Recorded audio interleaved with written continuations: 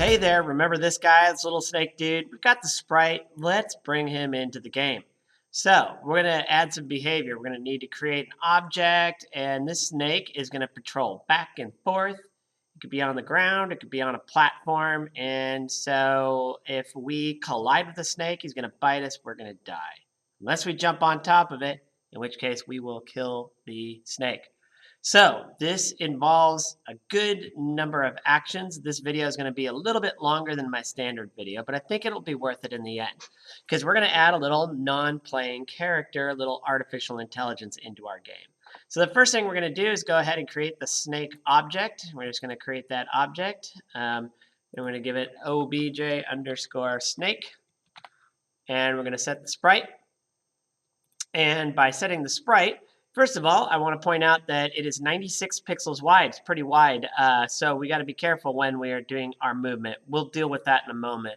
If you look also, it's pointing to the left, and since it's pointing to the left, we're going to want to move it in that direction upon the create event. So on create, guess what? This is what you're going to do. They're already set in here. Don't ask why. Anyway, you're going to have to set these. Drag it out. Set speed. We're going to set the horizontal speed. We're going to set it to -3. We're also going to set the animation speed to 0.5 so that when we drop it in the room, it's going to move to the left. Let's go ahead and put it in the room and test it out. By the way, that was magic, right? Well, it's because I'm using version control. I'm going to drag the snake out, and we're going to put the snake up here. Now we'll put it over here. And then let's go ahead and run it. This will be fun. I think you'll like it. So it should move to the left. But the problem is it's going to keep moving to the left right off the screen. Okay. Well, at least we got it moving in the right direction. So let's make a couple other changes. First thing we're going to do is we're going to take the snake and we're going to move it down to the floor. And then I also want to point out when we're working on the sprite snake, I'm going to pause this for a second. Is if we preview the mask, you'll see that this snake goes all the way to the edge. This creates a collision event over here on this animation cycle. So you got to be careful about how this works. And it may be that it's better just to put a rectangle. I'm going to leave it like it is. This is what the tutorial told me, and we'll just deal with it as needed. And if we need to make modifications, we'll do it when we need to do it. All right, so here's the point. The snake is going to move until it hits a block, and then it's going to turn around. We're going to do the most basic actions first. So let me do one quick thing to clean up some of the issues that I had so the things don't just automatically appear so you can see me dragging and dropping and doing the stuff we need to do.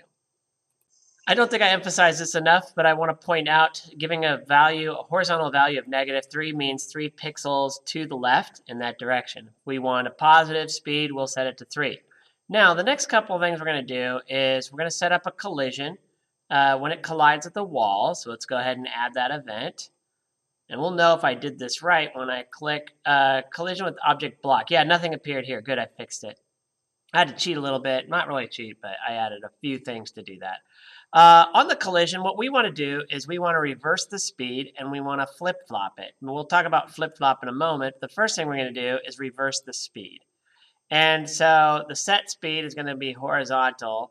And there is a variable that represents a horizontal speed, and that's called h speed. Now, h speed is a variable that we can change, or if we don't do anything and we do things like set speed at 3 or -3, it will change this variable called h speed, which is tracking the speed, how many pixels it moves every frame. All right, so with that in mind, if we set the speed, horizontal speed, to -h speed, we're just saying negate it. So if it's -3, it's the same as multiplying by -1. And -3 multiplied by -1 becomes +3. +3 multiplied by -1 becomes negative speed. So by putting this little minus sign, we just reverse whatever the horizontal speed is. Let's go ahead and test it just so I can show you that it's working. When it hits the block, it should start going back the other way. Let's see if that worked. Oh, hold on. Let me put that snake back in. I had to delete it. And so here we go. We'll put it right here. And now we'll run it. There it is. Now it's going backwards. Well, that's not good.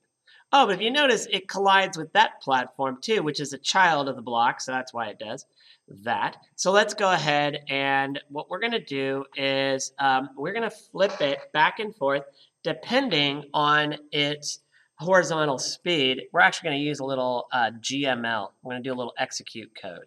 And so we're going to go back to the object snake. And what we're going to do is we're actually going to create an end step event. And end step means at the end of the step.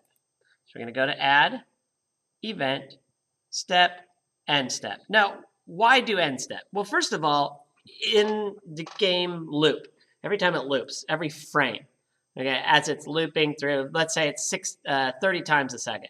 30 times a second, it calls the step. Well, begin step will be at the very beginning of the frame. It'll be, you want something that early on before anything else happens, you put it in begin step. And then most of the things that you drag and drop in are all happening during step. If you target end step, it's reserved for after all other things have been calculated. So what we're saying is if we do any other changes, we're going to wait till we've changed everything, then we're going to apply this particular action. And in this case, we're going to execute code. And what we're going to basically trying to tell it to do is that at the end of the frame, if the horizontal speed is negative, it's going left, we want to make sure that the sprite is normal. But then if it's greater than 0, that means it's going to the right. We want to actually flip it horizontally. So we're going to do a little check. So do if. Remember I told you about h speed. This is all about h speed, I suppose, you could say. And I'm going to do this thing called image x scale. Image x scale equals, if horizontal speed, I meant to say, let's say if it's greater than 0, it's now moving to the right. So I'll add a little comment there.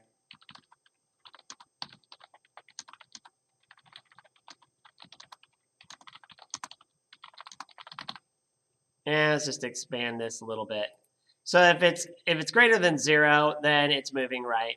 And we want to flip it by setting it to -1. Now, what is x scale anyway? Scale has to do with size, right? We're scaling up, we're making it bigger. We're scaling down, we're making it smaller. So x scale has to do with x, the horizontal scaling. If we set it to 1, it's its normal width. If we set it to 1.5, it'll be 150%, 1.5 times the width. So if we set it to -1, what it really does is it sort of flips it around. So we're going to set it to -1. And then we're going to add just a little else. Now, if, for example, we had the possibility of h speed ever becoming 0, and we don't, but if we did, we would have to check for that as well. But we don't, so we're just going to go ahead. If it's not greater than 0, then we're just going to assume that it is less than 0, and it's moving to the left again. And then we do the image x scale one more time, and this time we just set it to 1. Hopefully that makes sense to you. And this is at the end of the step, so after all logics happen, after the collision, after it's already reversed to the speed. And that's the key. So let's see if our snake is moving the right way. When it gets to the end, it should hit, turn around. Oh yeah, see that? Pretty good, huh? All right, okay. So, snake's moving okay, but we still have a problem. And the problem is, the problem is if snake gets, if we put the snake on a platform, let's go ahead and move the snake to the platform. If we move the snake up to the platform, he won't turn around until he hits this block over here, right? So he's going to go off the platform. So we want to basically determine when does he get to the edge of the platform. And I would say when the snake is roughly about here, maybe, this part of the body is right at the edge, not all the way off, because if he went that far, it'd just fall to the ground. Even if it was this far, it would start to tip over, right? And so that would look a little bit fake. So one of the things I want to point out is the origin of the snake sprite is right where that grid line is, just a little bit below, right about where the mouse happens to be. Okay, so this right now, we're looking at right when the origin is at the edge. That's too late. We want to basically turn around when the snake is, when the snake is right about there. So the origin is still a good maybe 30 to 60 pixels off of the edge, but just in front of it. So what we're going to do is we're going to check to see if an object's in place, and we're going to use the horizontal speed for this. Why would we do that? Well, because if the horizontal speed's a negative number, we're going to be looking to the left. If horizontal speed's a positive number, in other words, it's facing this way, we're going to look to the right. So we're going to technically look, and we're going to see if there's no object underneath it. If there isn't an object underneath it, we know we're at the edge. It's time to reverse and turn around. We're going to do this all in our step. Okay, I hope that all makes sense. Go to the object snake. We're going to add a new event, and that is just step, because we want to be checking this over and over and over again. We're going to check to see if an object's in place. And let's go ahead and hide that. So now we're going to do a if. There it is, under collisions, if object at place. What object are we talking about? We're talking about the block. And that could be the block, or it could be the block, which is the floor, the child of it. We're going to make everything relative, because we say relative to our snake. And the y, we're going to just look down by 2 pixels. We're going to give it a value of 2. And we're going to say if there is not an object block below, I'm going to click no. We're looking down below. If we just do it at x of 0, it's going to be way off to the side. So we're going to take this h speed. I'm going to multiply it by a factor, h speed times, and we'll type in 10. Okay, so the horizontal speed, let's say it's -3. We multiply that by 10, it becomes -30. 30 pixels to the left. If horizontal speed is positive, it would be +3, and it would be 30 pixels to the right. Right? So we're going to go ahead and check that way.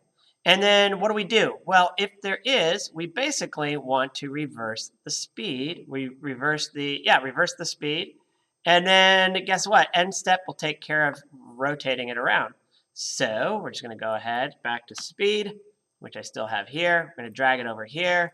I'm going to change the speed to horizontal, and we're going to set it to -h speed, thereby reversing horizontal speed. Let's see if this works.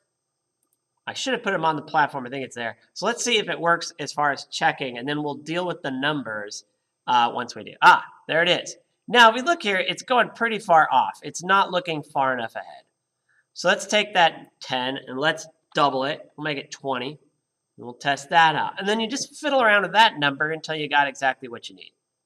Remember, that was a 96 pixel wide graphic, and that looks good to me. I'm going to call that good. All right, we're 13 minutes in. Okay? And like I said, this is going to go a little longer. So now what we're going to do is we're going to deal with colliding with the snake. And basically, we're going to need some objects that will die. So what we're going to do is we're actually going to create a new instance for each one. We're going to have a player that dies and a snake that dies. So we're going to create them both, one at a time. Object, and we'll do the player, die. I'm going to set the sprite to sprite player die. It could be this one. Yep, that's the one. And now we're going to add a couple of events. I think we're going to slow down the animation of him dying. So we're going to set a create event, and we're going to set the animation speed. And that's this one. It looks like a little dude running. And we're going to set that to 0.5. And that should be good. And then what's going to happen, though, is that's a rotating object. And so what we want to do is at the end of the animation, after it's gone through the full animation, we are then going to restart the room. And so we're going to go to add event, and that's going to be under other, and it's animation end. So at the animation end, we're just going to restart the room. And I must not have it up here, so I'm going to just type restart room. There we go. Later on, we might deal with it in a slightly different way.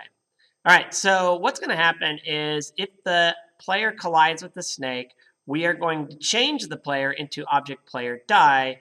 Then it will animate the death scene. It's very dramatic. And then we'll restart the room. Let's just test that out. So we are going to go to our standard object player. So remember, there's two different object players now. Be careful. Don't get confused. And look at that. We're going to add an event. We're going to add a collision with the snake. When we collide with the snake, we're going to do a thing called change instance. I'm going to go ahead and hide that dude there. And we're going to go ahead and type instance.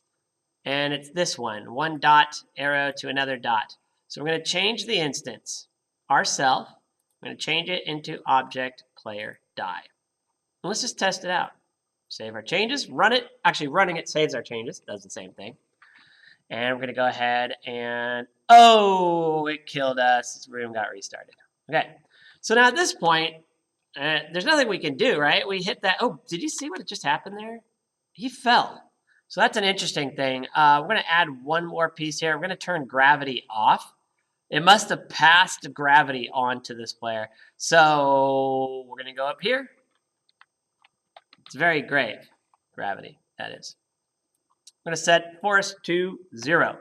Let's try that now. You can only see it when we're running and jumping, basically. Oh, whoa. Maybe we won't do that. Is it vertical speed? I think it's like stop movement. And, oh, right. No. Object player die. Okay, we're going to try the gravity on here. I think that's not what I wanted to do, but let's at least try it. I told you to be careful. Gravity force of 0. It might do that also. Although it's a little bit more, I don't know. It's like he's going to heaven or something, I guess. I don't know. Oh, he still falls. Okay, so let's change movement. I don't know if we need that or not. I'm going to disable it for now. That will keep it around if I need it. And we're going to do move fixed. We're going to stop its movement. That would be set direction fixed. Drag it up. If you look here, it says stop movement. Let's try it now. And the whole key is we got to jump and hit it. And that's the thing. And I think what happens is there was that collision, right? Oh, it's still doing it. Maybe we need the gravity force. Let's enable it. Try it one more time. And if that doesn't work, we're just going to have to add a collision with the block. All right, we'll try that out. See if that works. Well, I see my problem here. I've added it all to animation end. It doesn't do a lot of good if we do it at animation end. So I'm going to right click. I'm going to cut that out. Cut it out. I'm going to go to create and I'm going to paste. Let's see if direction fixed is all we need. If it is, then we're good. And the animation end doesn't really matter. We're restarting the room. I should have realized if we restarted the room afterward. All right. So we'll see. We'll see. Gravity force. Cut. Create. Paste. Run. Jump into the snake in the middle of the air. See what happens.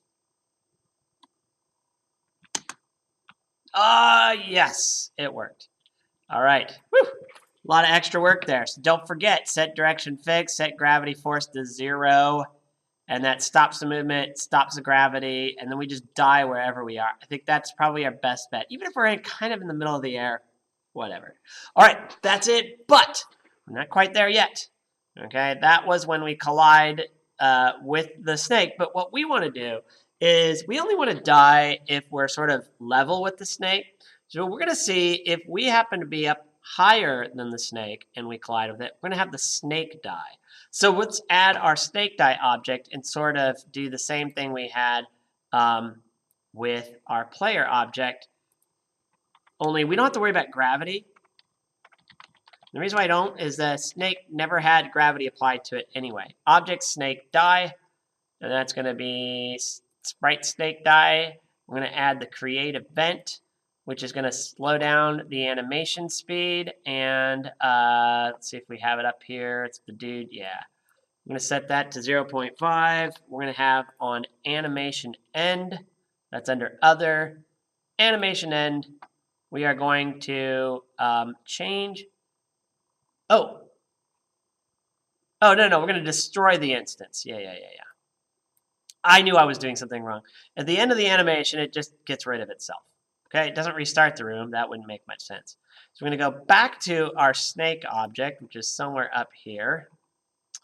And that's what it is. Okay, so just recap. Object snake die. When it creates, does half the animation speed. When the animation's over, the snake is destroyed. This is only going to happen when the player collides with our snake. Now we got to go all the way up here.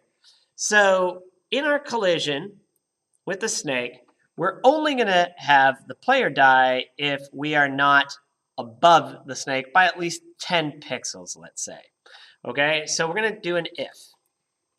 We check the if variable. So we're going to take this. What variable are we talking about? Well, if our x plus 10, and remember, x at 0 is the top of the screen. As you add to the x, you go down. So we're going to say if x of 10 is less than or higher up on the screen than the other, which is the snake, dot x. Oh, wait, it's all y. Why did I say x? I meant y. Okay.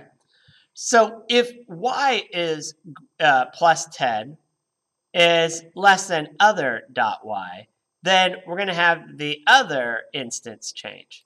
So I'm going to go back here. Usually you can find it because it's one that you've done recently. I drag it over. Now, the change of the instance, okay, we're not changing ourselves. So this is a really important step. We're taking the object snake, so we have to select it. Actually, no. We want to do other, because that would be all object snakes. So just the other one. And so just notice how I did that. And then we're going to change it into object snake die. Else, we're going to do this. So we have to drag an else out. So we drag an else under here. We drag the change instance of object player die.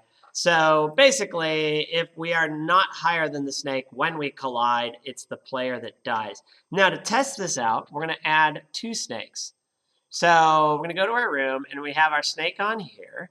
And then we're going to add another snake right here. So that snake, oh, but then we have this, oh yeah, that's the ladder. We should be good. Let's go ahead and test it out because we want to see only one snake die when we collide, or our player. And see, I landed on it. Same thing. Okay, notice each one died only when we killed it. All right, so our snakes are working. This is all good. There's one last thing I recommend you do, and that is commit and save your changes. Very important step here. So let's do that right now. I have source tree open. I see under file status, I see a lot of these things have been added. Ignore that. I'm going to stage all of these. And we're on my period 2 class, and I'm going to go ahead and push these changes and hope everything works okay.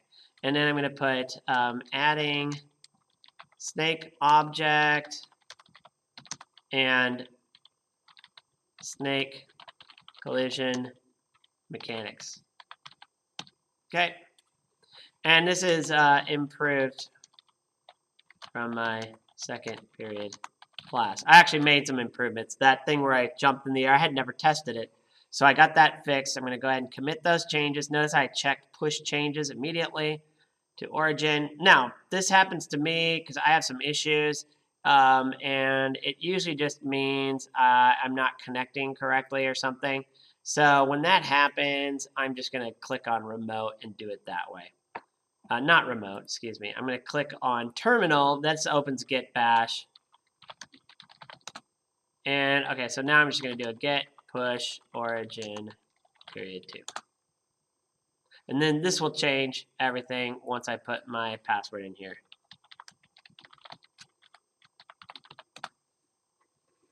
Rejected.